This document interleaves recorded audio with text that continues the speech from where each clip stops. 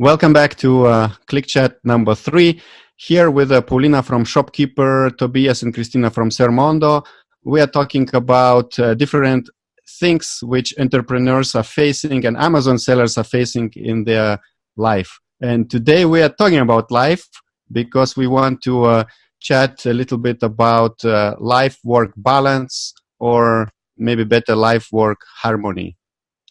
I think that's a pretty interesting topic, because a lot of entrepreneurs, and I know that a lot of Amazon sellers say it's their side hustle or they're just trying to start out, but they're also entrepreneurs. If you're doing Amazon FBA, you're an entrepreneur and you're trying to build a business. And I read a lot about that. Most of them are having troubles managing maybe their current job, their Amazon FBA business, and their family and their friends, because a day only has 24 hours. How do you manage to balance all that, guys? Yeah, there's so much to it that comes into that component of balancing everything. So it doesn't just come right away from the first day. It takes work and figuring out what works. You test something a little bit. You spend here more time working, and then you feel like, I go by the feeling of guilt most of the time. If I'm working a lot and I start feeling guilty that, I didn't go pick up my kids, I asked my husband to pick up my kids.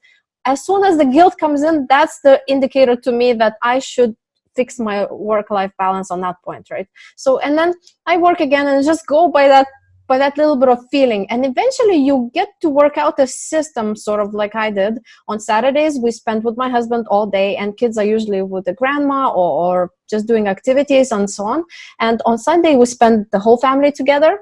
And then on the evenings, every evening from 6 p.m., I'm basically with the family together, all of us. So every evening, there are a few exceptions where I'm taking United States calls in the evenings. So maybe 1 or 2 times a week, I do take that exception, and then grandparents replace me at home.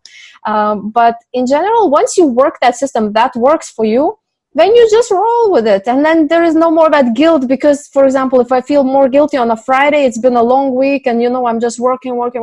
I feel like tomorrow is a Saturday and we will spend all day, the 12 hours together with my husband, and then it's going to be all good, So I know it's like you feel the balance will be still there at the end of the week.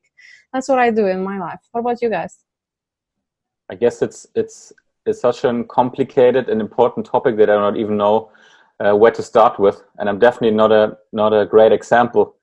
Now I'm 25 years old, and I guess for the last 5 years I've been working quite a lot compared to other people who focused on their studies, for example, or who started to work at a 9 to 5.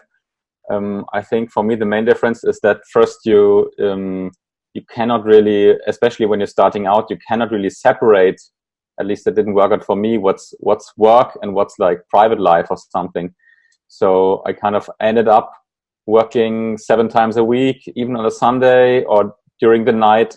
But that's like the time that you're sitting on the desk and working on something is not the only time that you're working, because even if you're not working, even if you're like in the holiday or something, I guess many entrepreneurs can relate to this, that you cannot stop thinking about opportunities. So even though you're not sitting on the desk, you're still busy thinking, so it's really, really hard to get out of it. But like the older I get and the more experience I get with this, the more I feel that it's very, very important to really have a routine and to be disciplined and to have times where you really try to relax and to like calm down. I think that's why things like meditation are so popular, or are getting so popular at the moment in the entrepreneurial space, because people are feeling the urge that they need to like have some time to relax. And I'm really working hard on this. For me, it's really hard to relax, especially if I'm working late. It's hard to like calm down and then get good sleep. So I'm still like struggling with this, but I see that it's also very hard especially if you're starting out. You cannot just say you will work 5 hours a day or 6 hours a day or something. It will just happen that you will go on and think about everything. But what I also feel is that you cannot really do this for a long period of time. So example, if you're really working really hard and really doing a lot, you can only do this for a certain amount of time, and then you need some time to relax.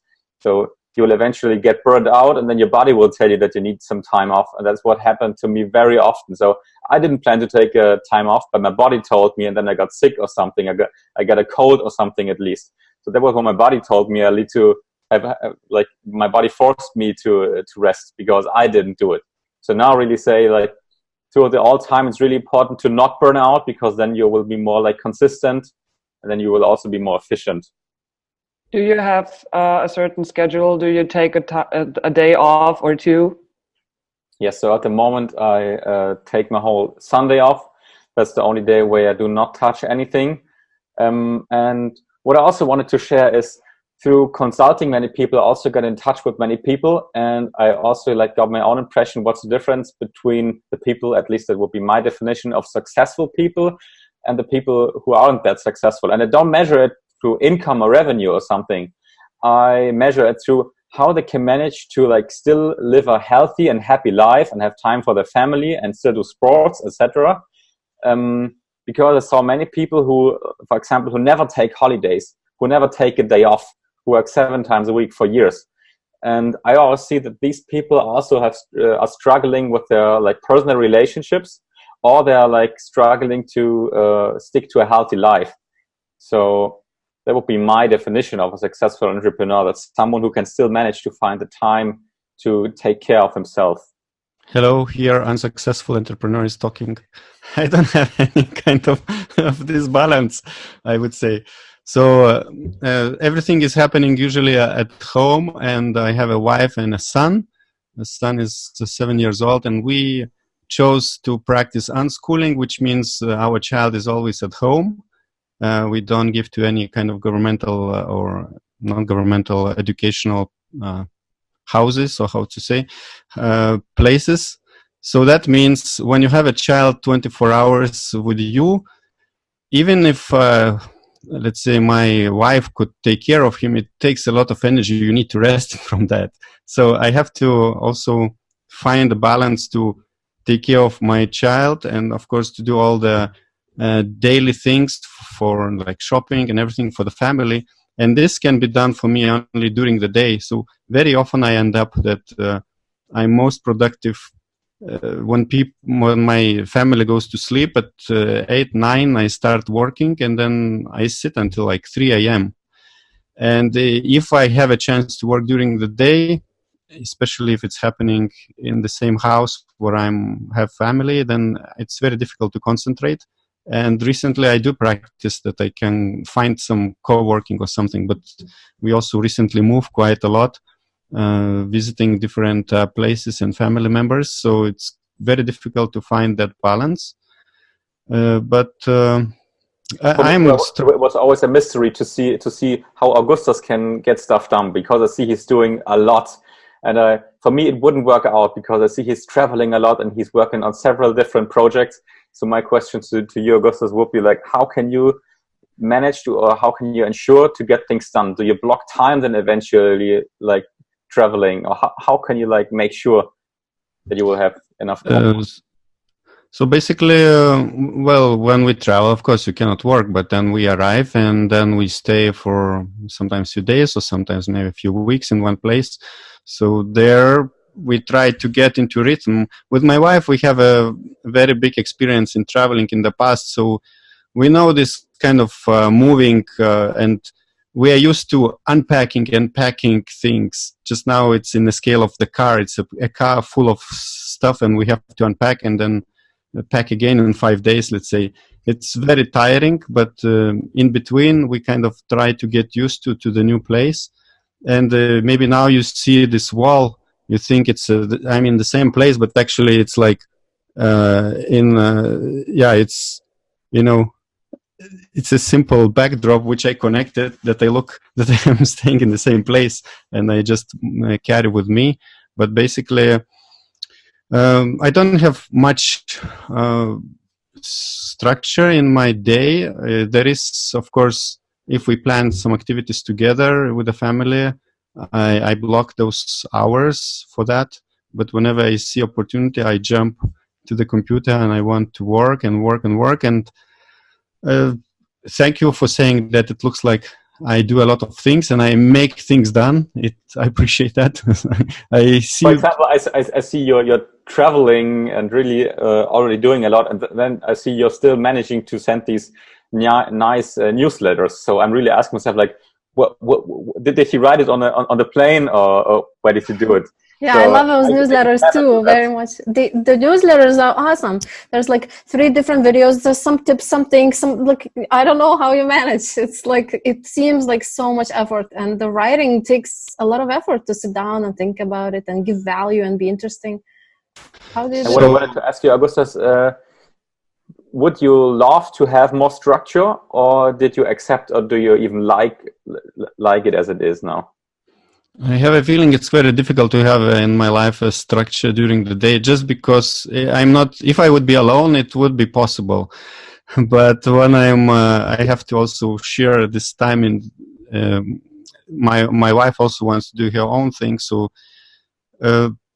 during the day, it's very difficult for me to plan anything. Of course, when I have like recordings of videos, video calls, then it's blocked in a family calendar and we synchronize. But and even when I arrange some kind of co-working space or some external place to go and sit and work, I sometimes I'm thinking, okay, now I can go to that place for 3 hours, but it will take me 1 hour to walk or drive to that place.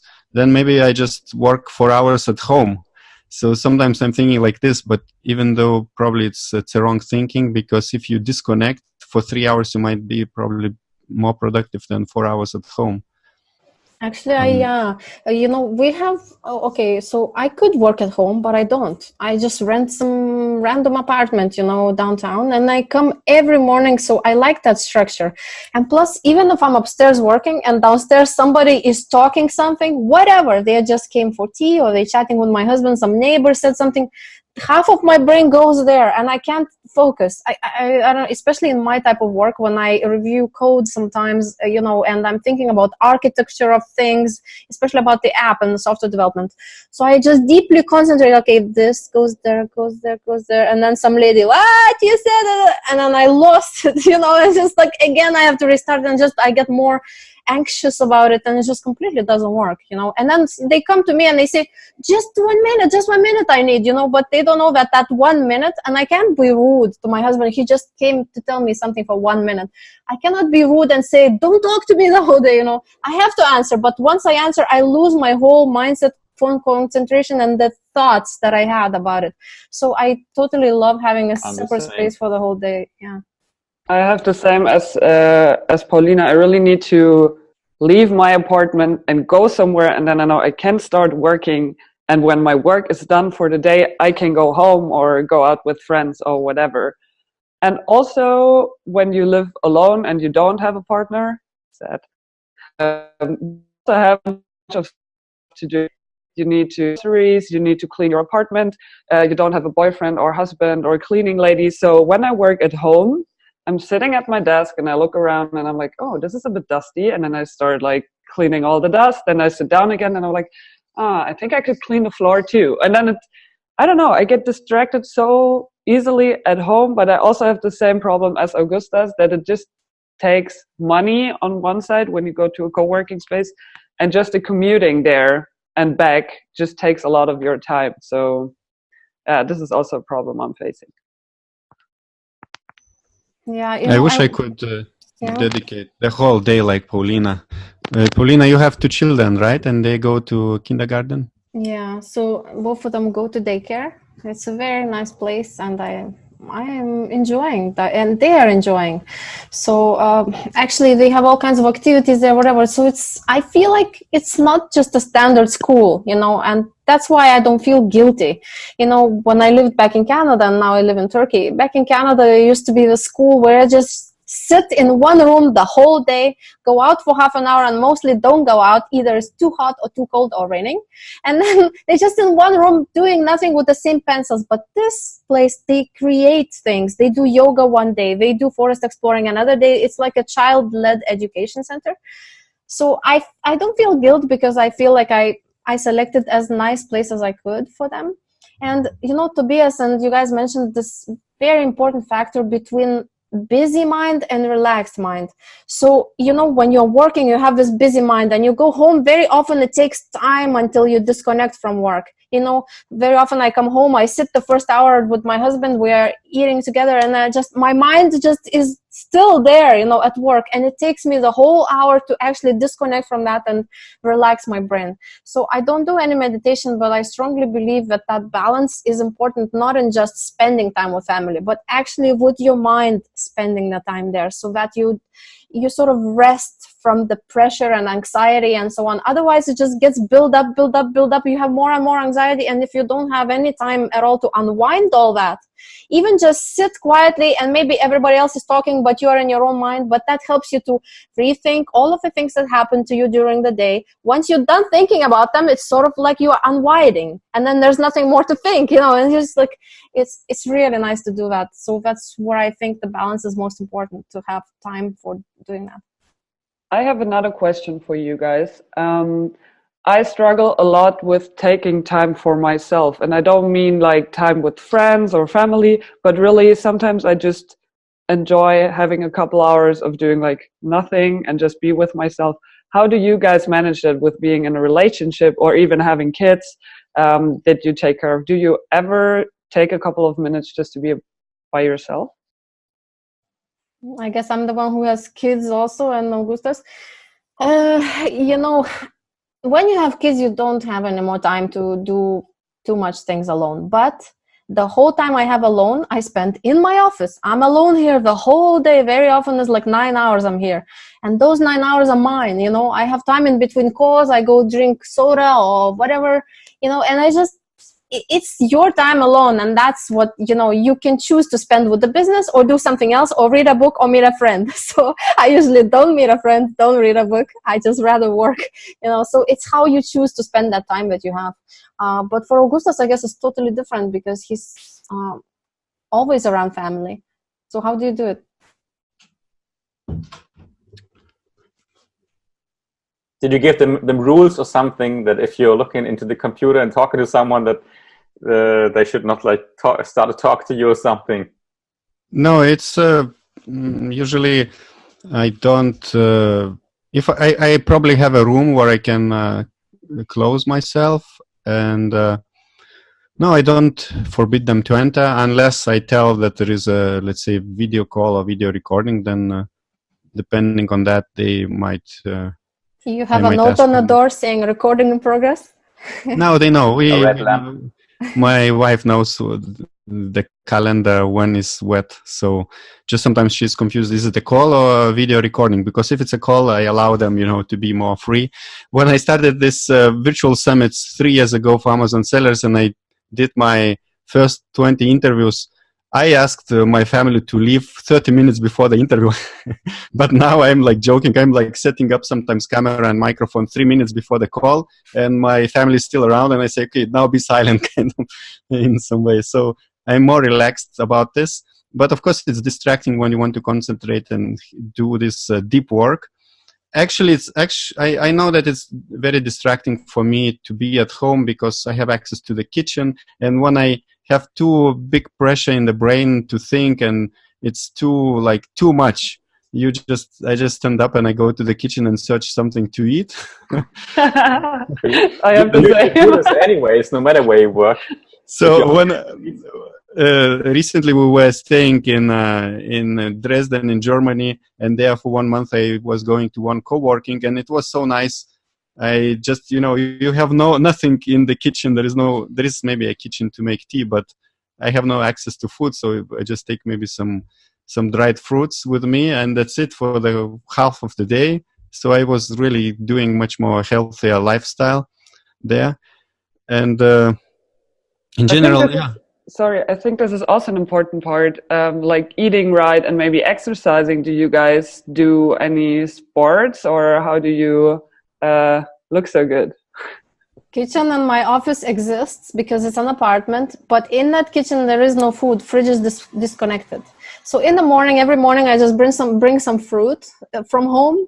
Every morning I bring a few fruits and something. So that's gonna be my breakfast once I get in here. And then I order food, which is, you know, Turkish homemade food, usually veggie dishes, very nice things they do. So all it is just he knocks on the door, comes in, I eat in 10 minutes, and it's all disposable dishes. That's it, I'm done. And until the evening, I don't eat, you know, and usually in the evening, I just either skip the dinner or barely eat anything at home once I get and sit down with my husband to chat. So that's how I basically manage that wish. You want to go to vacation, but there's nothing there, so, you know, you don't even go. So that's how it is. Yeah. So basically, in my case, it's a lot of challenge I'm facing because our kid is at home, and maybe it's hard to imagine or understand when you haven't had a kid. Paulina has kids, and she has kids in the evenings, and it's still a lot of probably energy you have to invest into them. And we have a kid all the time, so I'm very, of course, grateful for my wife that she's like supporting what I do. So most of the time she's with the kid, but and to be honest, in the first years of when my son was born, I was a little bit disconnected because I was just working.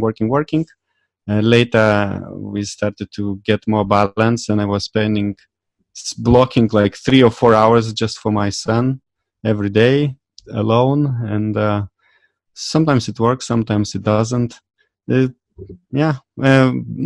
People like you, Tobias, you say that I travel a lot, but it is not what I really enjoy. It just happens naturally. Maybe it's something, some beliefs make us move, but it is like this. We try to minimize that. I never understood this. Like I was first when I met Augustas, he was like in Mexico, or he was in New York, and the next week or something he was in Mexico, and then he went to Germany, and he never told me like what's his route, like where's he going and why is he traveling. And always when I try to find out and ask him, he always said like, oh, it's just happening. So that's one thing I will never understand. Like you never know where he is. He's constantly traveling, but he keeps his journey very secret. So no one knows. But how do you stay healthy when doing this? Because you don't really have time to cook fresh meals, or you don't really have time to exercise, I guess. So I know that Paulina goes swimming with her family. She told me in the interview I did with her. Or maybe hiking, just going out with the family. But are you also going to the gym or like jogging? How do you guys manage to stay fit? Because basically you're in front of the computer all day, all of us. We just swim, basically. That's the only exercise I get. Plus, we live on it's like to get to our house, you have to walk top, very, very big hill, and then go down that same big hill. So it's like, if you go steps, it's 100 steps up and 100 steps down. And then from our house to go to the sea, it's another 100 steps down and then back up. So it's a lot of just walking all those steps. It's a lot of exercise in itself. And plus, we swim basically every evening that I am home with kids. That's the fastest easiest time to spend, because with kids is a lot of energy, and once they're in the water, I feel like I have less responsibility. I just have to watch them, not to, but other than that, it's really nice type of exercise. What about you guys?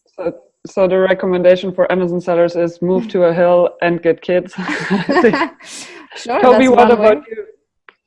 In my case,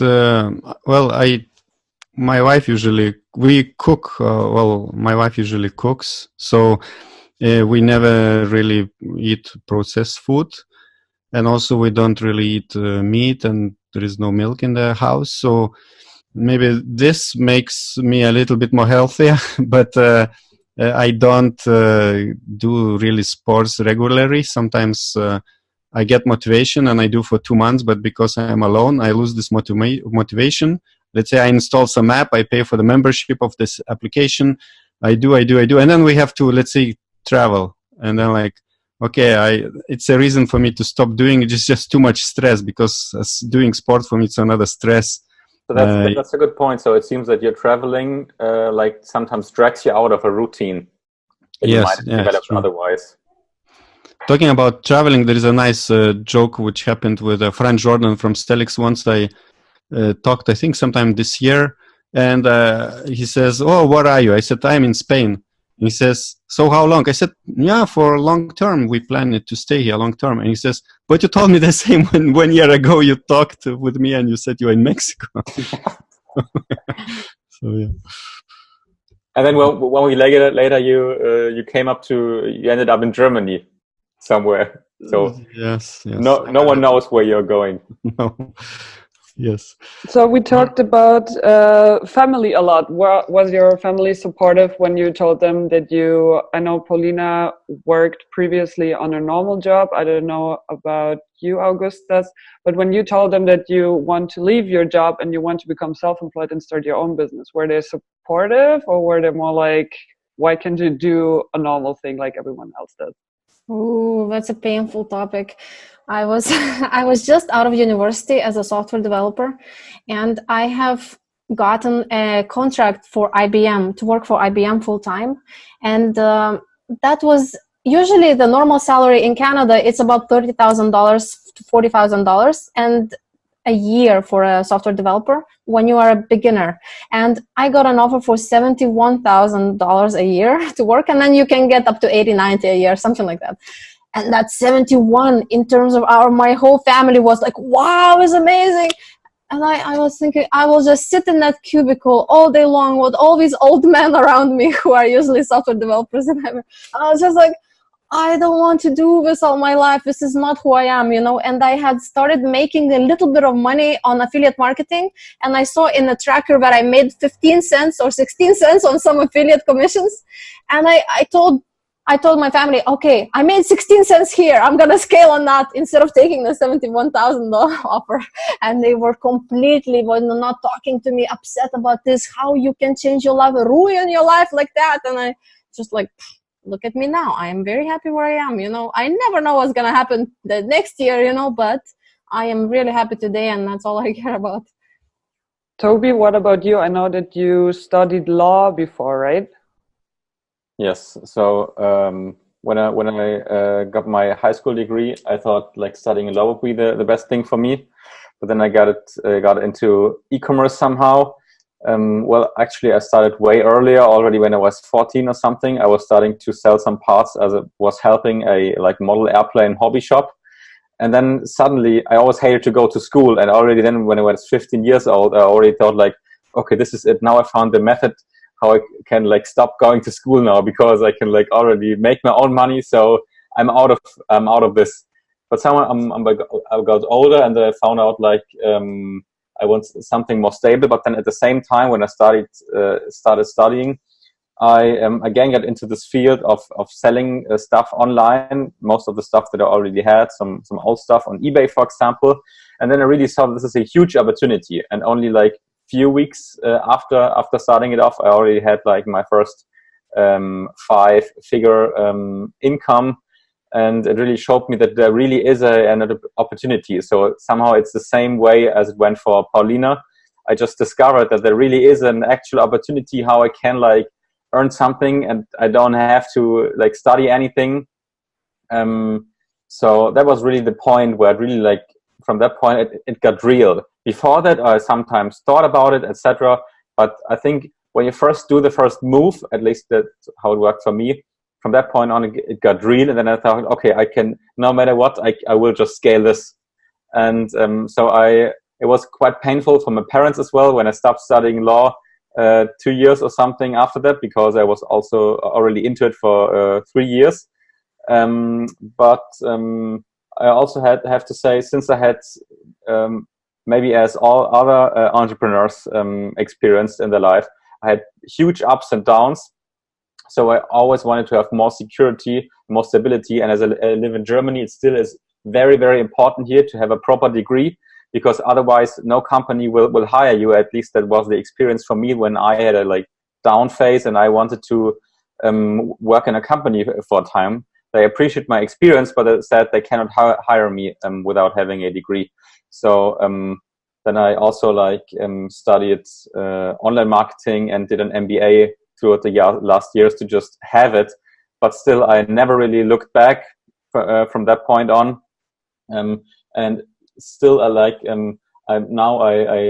put a lot of money on the side, so I have a security. But still, I know it can be it can stop within a few days. So that's one thing that all entrepreneurs share, and that's what I know for sure. Also, even the entrepreneurs who have like huge incomes, they still know that it can be all over within a few days somehow. And still that I'm happy, and I'm living the life that I love, and I'm earning enough money.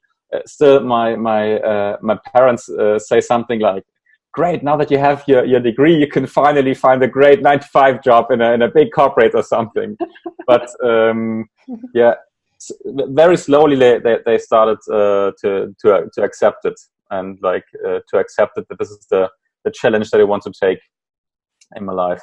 What about you, Augustas? I know that you have in my case, I don't. I did some 9-to-5 jobs in the past, especially during the studies and after the studies. So during the studies in Lithuania, I had to support kind of my mother and sister. So I was studying at university and working for my uncle, and combining studies, maybe half day at university, half day at the work. At the end, I ended up 1 year like I was not really attending classes at university. I was just coming to the exams. And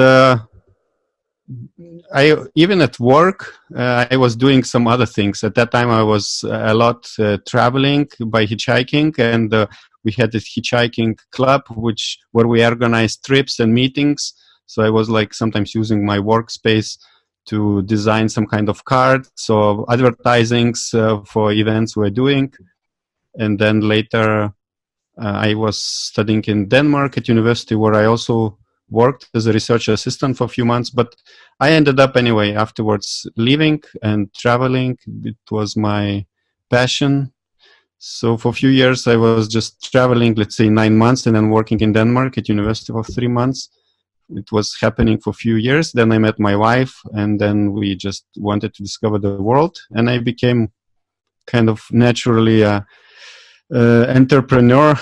I didn't know that, but it was like this digital nomad where I was programming websites. And it was easy to explain, when you meet some people, what do you do? And when I mention I finished computer science and I do websites, it's easy. Everyone can do it with these skills and travel the world. But it's really difficult to travel and work. And now when I do whatever I do with all this Amazon information and events, even my mom says, I don't understand what you're doing. Before it was easy for her to understand. Now I don't know how to explain, like, I don't sell on Amazon, and I don't know. Well, maybe it's easier this year. I organize conferences, but still, it's very difficult to. So basically, I was, I would say, entrepreneur all the time, probably in my mind. Funny, like if Augustas tells you something, the difference is everything just seems to like happen naturally for him. So anyone else would have taught you like the reason why they started traveling, but for Augustas, it just happened. And so I think maybe one difference for you, Augustas, is that maybe like you just listen to your gut feeling more or something. Yes, actually, talking about gut feeling and today's topic, life-work balance. I had a big opportunity to make a conference in the United States next year, and a few days ago I decided I will not do, just because I felt it will be too much. Even on the US side, everything is prepared. There would be support and everything. But I felt it would be going over my limits in a lot of cases, in a lot of directions over the limits. So, I decided not to do. And it was still I have pain in that I decided like this. But it was just because I wanted to follow gut feeling, but my logical mind says, no, you have to do it. And it's very hard to say no. But you see that there are also many upsides when you follow your gut feeling and follow your emotions, right? A lot of what? A lot of upsides to it. I mean, there will be many like positive side effects that you don't see yet, but maybe like other positive things will happen if you say no to something and like follow your feeling. Yes, of course. This is a different topic, all these spiritual things, and I do believe in this, but we are not taught in the schools how to tune in to your higher self and everything. Again, it's a different topic, but something higher is guiding you with all this gut feeling, and it's guiding towards the better outcome. And mind wants the information now, why it's better now to say no for this big opportunity, but mind cannot receive the answer why it's better. And I started to tell myself, I said no to this opportunity, and maybe in 1 year there will be a 2 times big opportunity. So how can we now summarize all this and give like 5 quick tips, maybe for Amazon sellers, but maybe for entrepreneurs in general, especially for people who are like starting out? 5 tips maybe how they can start to like handle the situation if maybe they do not get any support from the family, and also tips on what to think about if they have issues when their work-life balance is not as good as they wish to be. Okay, tip number 1. Just take a leap of faith and don't think about it. And that's the hardest thing to do once you've been in a 9-to-5 already for a long time. You have stability, you have everything, and now you're going to jump somewhere where nobody supports you and you don't even know what's at the end of that hole. Well, just jump it. And that's what all of us done, right? So all of us jumped in that hole, and then we discovered things, opportunities just came up to us. So it's just like, that's the tip. Just do it, jump it, and take the leap of faith, and after that, good things will happen to you. Tip number 2, Kristina. Thanks.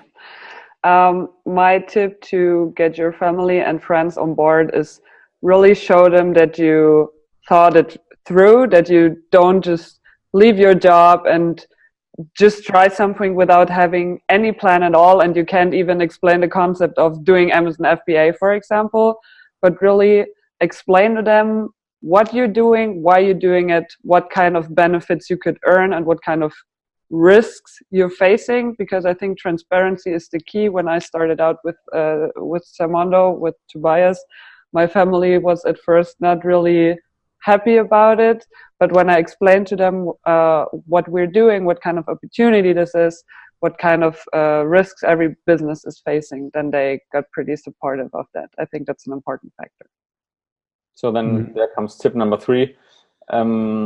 Practice to believe in yourself.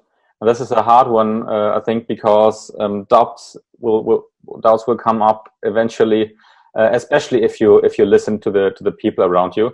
So it's very important to not only like maybe consume some motivating content quite often, but also like find some people who who went through the same thing, and then just find things that help you to really like stay motivated and believe in yourself, and even in rough times.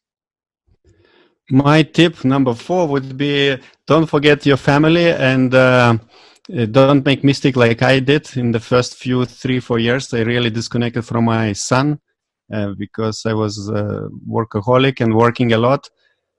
And then it took me time to reconnect to him, and that he, acknowledges me and feels that I'm authority. So this was a big mistake of mine, and I hope that other entrepreneurs make room for their family in their life as well. I also agree with Augustas. My dad was also an entrepreneur, and also when I was little, he was the guy who was sitting with his laptop under the sun umbrella at the beach. And now I have little siblings. He has a new wife, and now he learned from his mistakes and is really investing himself in spending time with his family. So that's a good point. And I want to close with the 5th one. I would say exercise. Really do whatever. Buy rollerblades, go jogging, go hiking, go swimming, but try to also do something for your body, because I think you can't really think straight, and I don't think that you can exploit the full capacity of your mind if you neglect your body's needs. So just try to move from time to time away from your desk. I agree. Okay, thank you very much, guys. How can people find you? So you can find me at paulina@shopkeeper.com. Just email me and we'll be in touch. You can send an email to support@sermondo.com or find me or Toby on LinkedIn or Facebook and just shoot a message. But email is the best way to reach us. Exactly. Thanks so much. Okay. Thank you. Bye-bye. Bye. Bye. See you soon.